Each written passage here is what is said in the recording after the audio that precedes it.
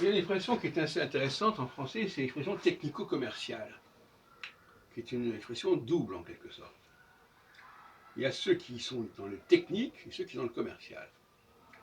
Et celui qui est dans le technique a besoin du commercial pour gagner de l'argent. Il y a une articulation là, il y a une interface. S'il n'y a pas de bonne connexion entre le technique au sens large, quelqu'un qui écrit un ouvrage, il est dans le technique quelque part. Et le commercial, c'est par exemple le rôle de l'éditeur. S'il n'y a pas une bonne interaction entre les deux plans, la société ne fonctionne pas correctement. Elle n'est pas irriguée correctement et l'argent, ça ne descend pas comme il faut, il n'y a pas un bon ruissellement, il n'y a pas non plus une bonne remontée vers la source. Donc là, il y a un dysfonctionnement évident.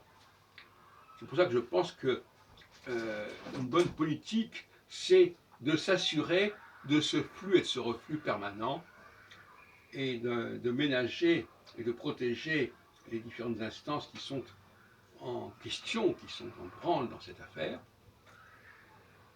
On ne peut pas demander, à mon avis, même si je suis pour une sorte d'homme polyvalent, je pense qu'on ne peut pas demander à quelqu'un d'être à la fois dans le domaine de la création et même de l'animation et dans le domaine du commercial au sens de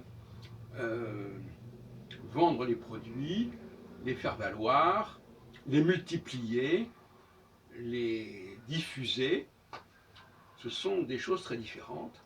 Et d'ailleurs, il y a une sorte de clivage social qui est celui un peu des moyens de production, comme en parlait Marx, mais pas tout à fait de la façon dont j'en parle, savoir qu'il y a ceux qui sont en amont des moyens de production et ceux qui sont en aval.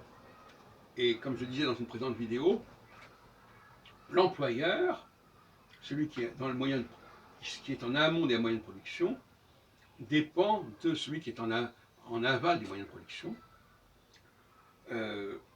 à telle enseigne que, d'une certaine manière, d'un point de vue purement commercial et financier, l'employeur est à la merci de l'employé, puisque c'est l'employé qui va, en tant que commercial, faire remonter l'argent qu'il aura capté en vendant des produits bien définis, bien calibrés, et qui auront été modifiés et transformés par rapport à l'idée initiale, un peu de quelque sorte. C'est le problème de la réalisation. Et par conséquent, il faut veiller absolument à tout cela. D'ailleurs, je reviens plus globalement sur ma position, à savoir que la politique doit s'occuper avant tout du